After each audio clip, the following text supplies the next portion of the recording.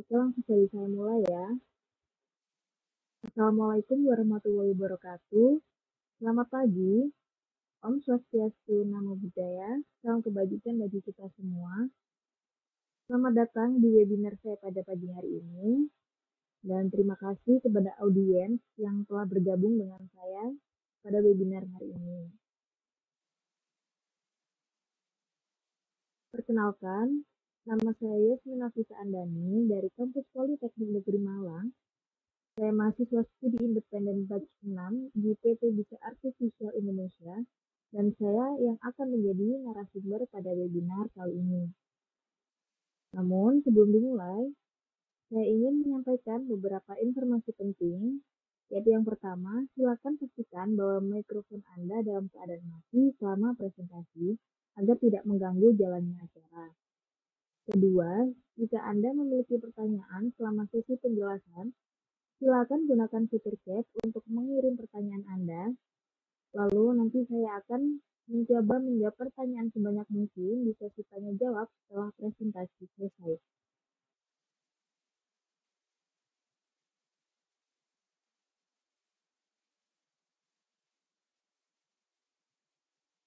Selanjutnya, di webinar pagi ini, saya akan membahas mengenai faktor manusia pada desain antarmuka, di mana ada 7 topik yang akan saya bahas, yaitu yang pertama ada tujuan, lalu yang kedua ada konsep dasar manusia, ketiga ada interaksi manusia dan komputer, keempat ada IMK dan otak manusia, yang kelima ada manusia sebagai pemroses informasi, keenam ada indera penglihatan berkaitan dengan IMK, lalu yang terakhir ada kesimpulan.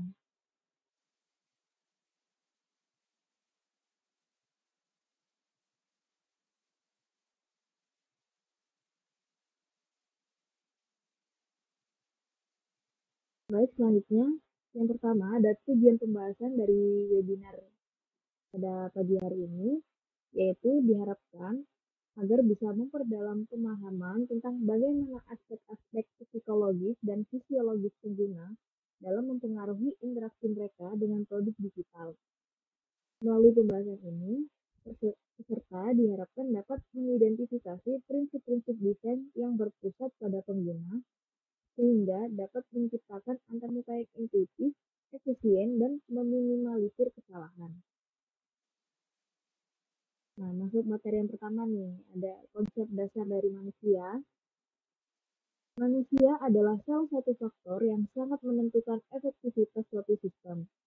Apabila dalam perencanaan suatu sistem kurang matang, maka terdapat kemungkinan sistem tersebut tidak efektif pada waktu yang dioperasikan. Contohnya nih, semisal kurangnya panduan. Lalu juga antarmuka yang tidak user friendly juga termasuk ya. Nah, begitu pula antarmuka suatu sistem dapat mengurangi kenyamanan pengguna. Untuk meminimalkan resiko tersebut, diperlukannya informasi yang cukup mengenai bagaimana membuat desain sistem yang efektif.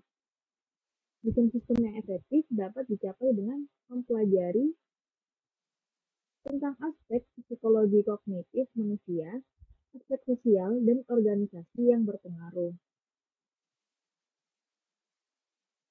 Masuk ke materi yang kedua, yaitu interaksi manusia dan komputer. Nah, manusia ini terbatas ya dalam kapasitas mereka untuk memproses sebuah informasi. Nah, bagian di bawah ini itu merupakan alur bagaimana informasi yang diterima oleh perbandingan sistem informasi dari manusia dan komputer. Nah, untuk lebih jelasnya ada di gambar berikut, yaitu di bagian manusia, yaitu sebagai inputannya itu ada pandangan, pendengaran, lalu ada sentuhan, ada rasa, dan aroma. Nah, lalu setelah mendapatkan inputan, akan tersimpan di memori, lalu akan diproses dan keluar output. Untuk contohnya ini seperti untuk dalam kasus pandangan atau penglihatan ya. Misal kita melihat cahaya yang terang sekali, yang silau sekali gitu ya. Nah, pasti kita akan otak kita ini akan secara otomatis menyimpan cahaya tersebut, lalu akan diproses oleh tubuh kita, yang mana outputnya nanti pasti kita akan refleks melakukan sesuatu agar menghalau cahaya itu eh, langsung menuju ke mata kita gitu ya. Nah, selanjutnya ada dari proses komputer di mana ada inputan dari inputan pengguna, lalu disimpan di database, lalu diproses dan dikeluarkan outputnya. Nah, untuk kasus dalam komputer ini contohnya seperti misal kita mengupload gambar atau mengupload video gitu ya. Nah, pasti itu data yang kita upload tadi akan otomatis tersimpan di database atau di memori uh, perangkat kita atau laptop kita ya. Lalu perangkat kita akan memproses data tersebut lalu dikeluarkan berupa output seperti gambar yang muncul di layar atau suara yang keluar dari speaker laptop kita. Gitu. Selanjutnya ada IMK dan otak manusia, di mana rancangan IMK dapat sukses jika memperhitungkan kedua aspek, yaitu aspek teknis dan aspek pengolahan informasi pada otak manusia. Pikiran manusia atau otak memperhitungkan 3 bagian, yaitu yang pertama ada subsistem interaksi, yang kedua ada prosesor, dan yang ketiga ada memori atau ingatan. Yang pertama, untuk penjelasan detailnya, yaitu yang pertama ada subsistem interaksi, di mana dibagi lagi menjadi 3, yaitu ada sistem persepsi atau perceptual system, di mana sistem ini menyimpan sinyal dari rangsangan seperti imajinasi, gambar, suara, untuk waktu tertentu. Lalu ada sistem kognitif, di mana di mana sistem ini mempresentasikan hitungan dalam pikiran kita, lalu membuat keputusan bagaimana kita akan melakukan sesuatu. Dan terakhir ada sistem gerak, di mana sistem ini mengubah sinyal menjadi gerak. Selanjutnya ada model prosesor, di mana aliran proses informasi manusia dimulai dari ditangkapnya stimulus atau rangsangan dari lingkungan sekitar oleh indera kita seperti mata, kulit, dan lain-lain, yang kemudian dikirim ke otak Lalu di dalam otak, semua stimulus ini diproses yang kemudian menghasilkan berbagai keluaran seperti membuat keputusan. Nah, sistem proses informasi manusia ini bisa dilihat di bagian yang ada di layar kalian masing-masing ya, dan bisa dipahami sendiri. Nah, selanjutnya, memori atau penyimpanan. Dua tipe memori untuk merekam informasi. Yang pertama ada short term memory, di mana memori yang ini mudah lupa dalam 20 detik. Lebih banyak informasi untuk diingat akan menambah kecepatan untuk lupa. Gangguan terhadap informasi yang serupa sering menyebabkan salahnya informasi saat dipanggil. Kecepatan informasi diluapkan secara tidak secara linear, tetapi disebabkan dari hasil pemahaman terhadap sistem yang kompleks. Lalu ada long-term memory, di mana kuncinya nih, apabila kita menggunakan antarmuka, kita harus mampu mengingat dengan detail kunci dari penggunaan sebelumnya. Nah, contoh penggunaan long-term memory itu sendiri ada file, mana sistem file dan penamaan file, lalu prosedur seperti password, login on, dan login off. Lalu ada rules, di mana rules ini merupakan aturan sistem. Nah, sebelum masuk ke materi selanjutnya, jika ada yang ingin tanyakan mungkin bisa saja langsung dituliskan di kolom chat ya. Jadi nanti akan saya baca di akhir sesi presentasi atau sesi penjelasan ya. Nah, materi selanjutnya ada faktor manusia dapat dipandang sebagai sistem pemroses informasi. Informasi diterima dan ditanggapi melalui saluran input-output, maksudnya indera, lalu informasi disimpan dalam ingatan yaitu memori, informasi diproses dan diaplikasikan dalam berbagai cara. Nah, kapasitas manusia satu dengan yang lain dalam menerima rangsang dan memberi reaksi ini pasti berbeda-beda ya. Dan hal ini menjadi faktor yang harus diperhatikan dalam rancang interface atau antarmuka.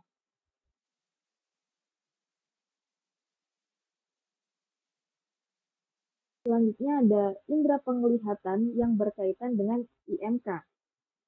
Mata manusia ini digunakan untuk menghasilkan perspektif yang terorganisir akan gerakan, ukuran, bentuk, jarak, posisi relatif, tekstur, dan warna. Dalam dunia nyata, mata selalu digunakan untuk melihat semua bentuk 3 dimensi. Dalam sistem komputer yang menggunakan layar 2 dimensi, mata kita ini dipaksa untuk dapat mengerti bahwa objek pada layar tampilan yang sesungguhnya berupa objek 2 dimensi harus dipahami sebagai objek 3 dimensi dengan teknik-teknik tertentu. Nah, ada beberapa hal yang mempengaruhi mata dalam menangkap sebuah informasi dengan cara melihat. Yang pertama ada luminans, di mana luminans ini adalah besaran intensitas cahaya yang dipantulkan atau dihasilkan oleh permukaan objek. Luminans merupakan besaran terukur dengan satuan milim atau meter persegi. Nah, contohnya ini bisa dilihat dari gambar ya. Jadi, cahaya yang awalnya dari lampu jalan ini dipantulkan ke dasar atau permukaan objek, lalu akan dipantulkan ke depan. Lalu selanjutnya ada kontras, di mana kontras ini merupakan hubungan antara intensitas cahaya yang dikeluarkan atau dipantulkan oleh suatu objek dengan intensitas cahaya dari latar belakang atau background objek tersebut. Nah, contohnya seperti di gambar juga ya. Jadi bisa dilihat warna merah ini di dalam sekumpulan warna hitam dia terlihat paling mencolok gitu ya.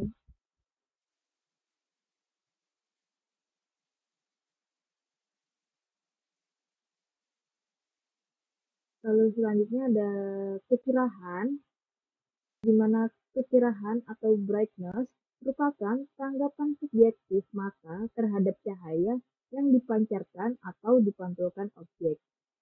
Tidak ada arti khusus dari tingkat kecerahan seperti pada luminans sehingga nilai kecerahan suatu objek tidak dapat diukur atau tidak mempunyai satuan atau bersifat kualitatif subjektif. Nah, contohnya juga bisa dilihat di gambar ya. Lalu yang keempat ada sudut penglihatan, di mana sudut penglihatan atau visual angle didefinisikan sebagai sudut yang terjadi saat mata melihat objek di hadapannya secara vertikal.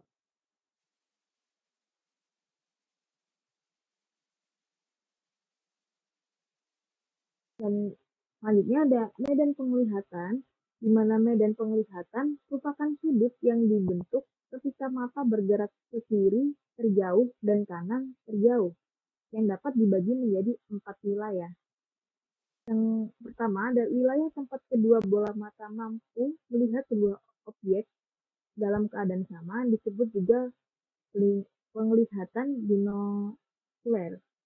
Yang kedua, wilayah terjauh yang dapat dilihat oleh mata kiri ketika mata kiri digerakkan ke sudut paling kiri disebut penglihatan Monokuler kiri. Wilayah terjauh yang dapat dilihat oleh mata kanan ketika mata kanan digerakkan ke sudut paling kanan disebut juga penglihatan monokuler kanan. Dan yang terakhir ada wilayah buta, yakni wilayah yang sama sekali tidak dapat dilihat oleh kedua mata kita.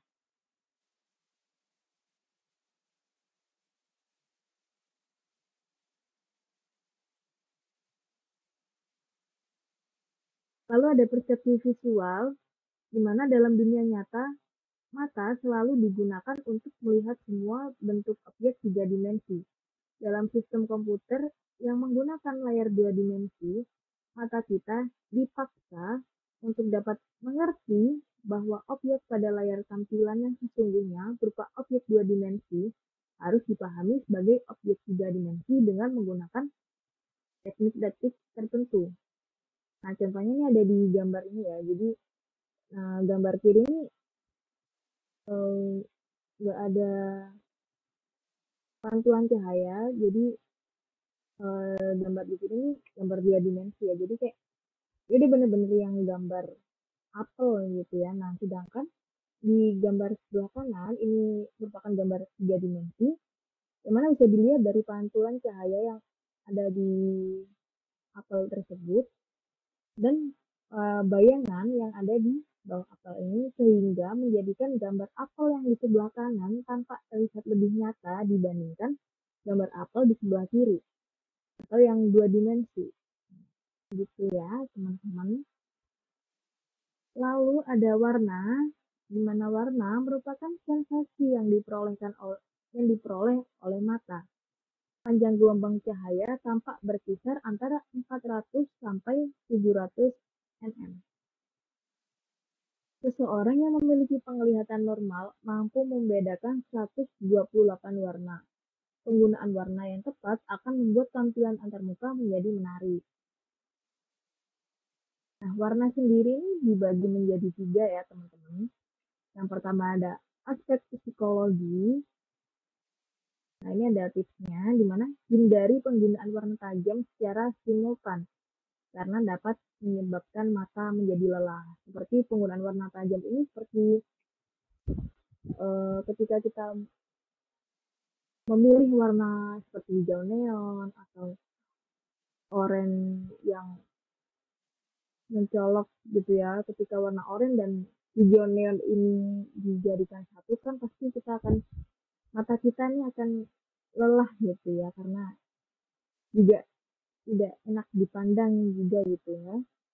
Lalu ada hindari warna biru murni untuk teks, garis tipis, dan bentuk yang sangat kecil.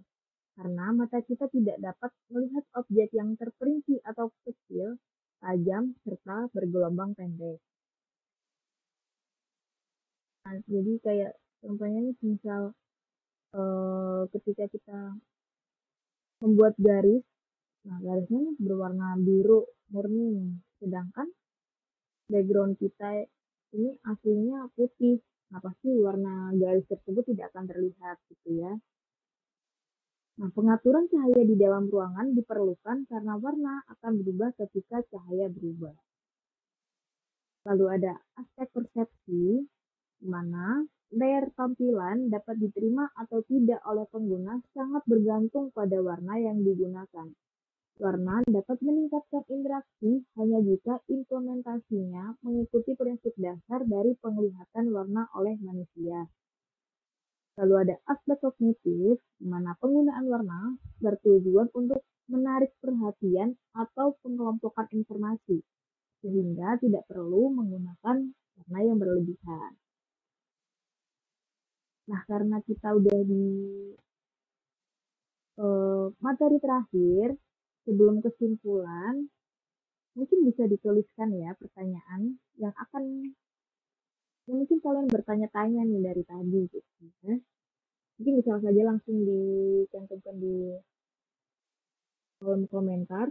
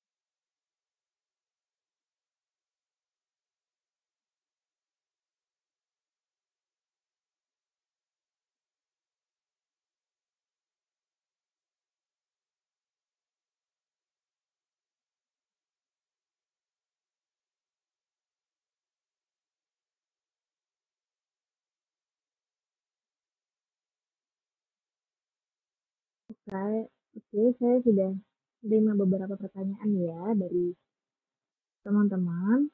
Yang pertama ada dari eh, Kak Atik Kofifa nih. Izin bertanya Kak, apa yang dimaksud dengan faktor manusia dalam desain antarmuka?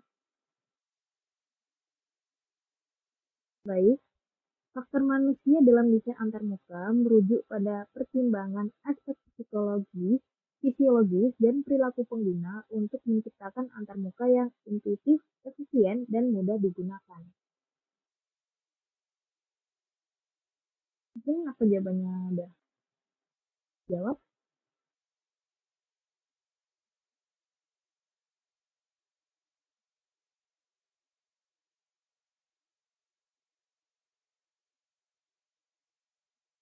Oke, sudah. Terima kasih kembali. Lalu selanjutnya ada dari Kak Alif Rosdia ingin bertanya, bagaimana aksesibilitas berhubungan dengan faktor manusia dalam desain antarmuka?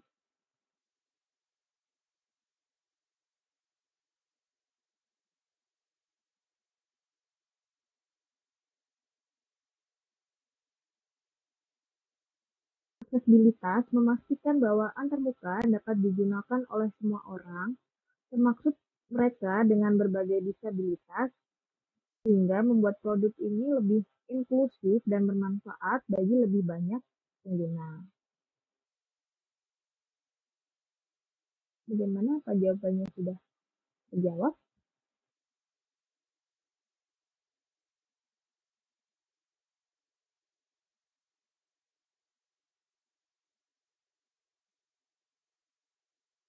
Oke, terima kasih kembali. Selanjutnya ada pertanyaan dari Yuliani.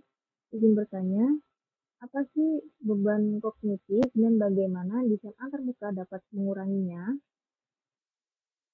Baik, terima kasih atas pertanyaannya.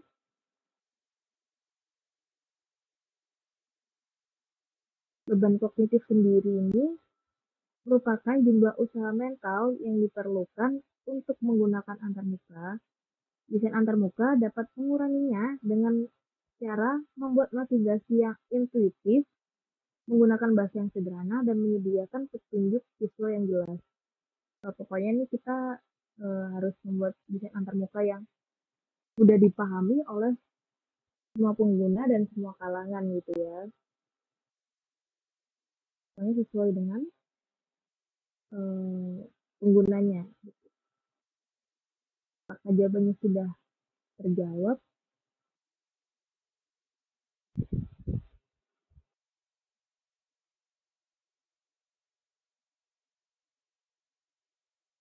Baik, terima kasih kembali.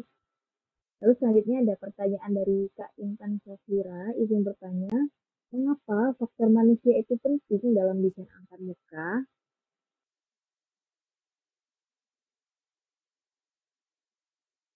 Faktor manusia ini penting dikarenakan berguna untuk memastikan antarmuka ini dirancang sesuai dengan kebutuhan dan kemampuan pengguna, mengurangi beban kognitif, meningkatkan kenyamanan, dan memberikan pengalaman yang lebih baik.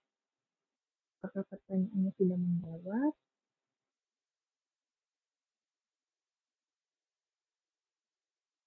Baik, ini ada pertanyaan lagi dari Kak Atut, izin bertanya, apa saja aspek psikologis yang perlu diperhatikan dalam desain antarmuka? Nah, aspek psikologis yang perlu diperhatikan dalam desain antarmuka itu sendiri meliputi persepsi visual, memori, perhatian, dan proses kognitif lainnya yang mempengaruhi cara pengguna berinteraksi dengan pengguna. Baik, apakah pertanyaannya menjawab?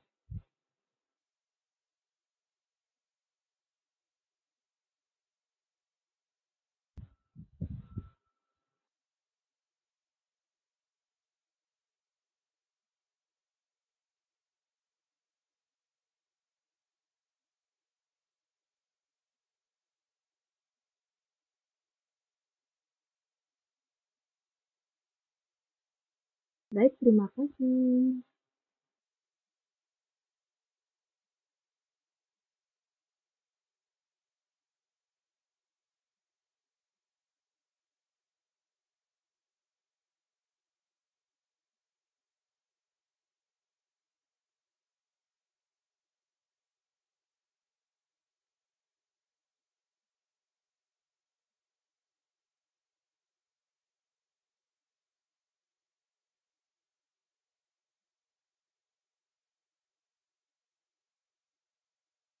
Oh, ini ada pertanyaan lagi nih dari Kak Alif Sofia nih. Izin bertanya lagi, apa sih yang dimaksud dengan desain berpusat pada pengguna?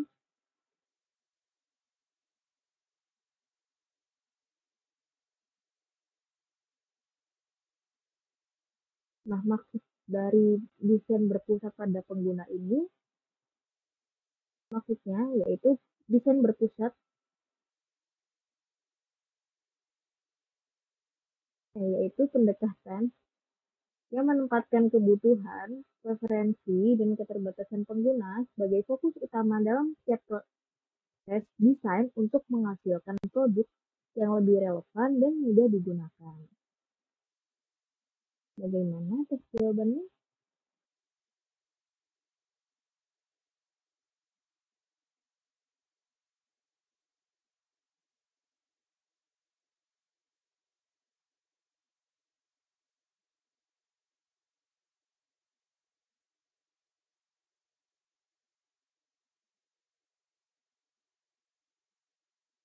Ini ada yang bertanya lagi nih dari Kak Intan Safira.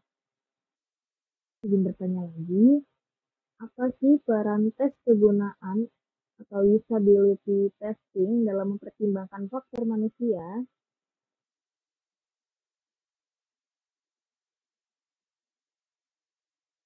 Nah, tes kegunaan ini membantu untuk mengidentifikasi masalah dalam desain dari perspektif pengguna, sehingga desainer dapat membuat perbaikan yang meningkatkan kemudahan penggunaan dan kepuasan penggunaan.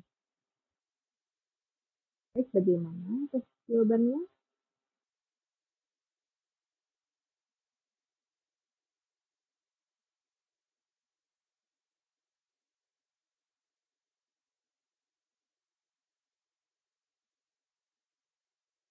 Izin bertanya, bagaimana sih konsistensi dalam desain antarmuka yang mempengaruhi pengguna? Konsistensi dalam desain ini membantu pengguna untuk mempelajari dan mengingat bagaimana sih caranya menggunakan antarmuka sehingga mereka ini dapat berinteraksi dengan lebih mudah dan cepat di berbagai bagian aplikasi atau fitur. Bagaimana untuk jawabannya?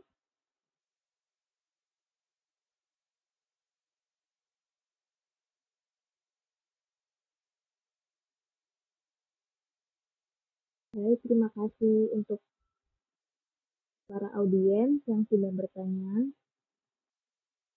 Untuk sesi tanya jawabnya saya tutup ya. Saya ucapkan lagi terima kasih untuk audiens yang telah berpartisipasi dalam sesi tanya jawab. Selanjutnya, saya akan menjelaskan kesimpulan dari pembahasan kita pada pagi hari ini nih. Apa sih kesimpulan dari pembahasan faktor manusia pada desain antarmuka? Nah, di sini pada webinar ini menekankan pentingnya mempertimbangkan aspek-aspek psikologis dan fisiologis pengguna untuk menciptakan pengalaman yang intuitif dan efisien. Desainer harus memahami perilaku, kebutuhan, dan keterbatasan pengguna agar antarmuka yang dirancang tidak hanya fungsional tetapi juga mudah digunakan. Faktor-faktor seperti konsistensi, keterbacaan, tata letak yang jelas, dan responsivitas merupakan elemen kunci yang harus diperhatikan untuk mengurangi beban kognitif dan meningkatkan kepuasan pengguna. Dengan demikian, desain yang berpusat pada pengguna tidak hanya meningkatkan produktivitas, tetapi juga memberikan pengalaman yang lebih menyenangkan dan inklusif bagi semua pengguna.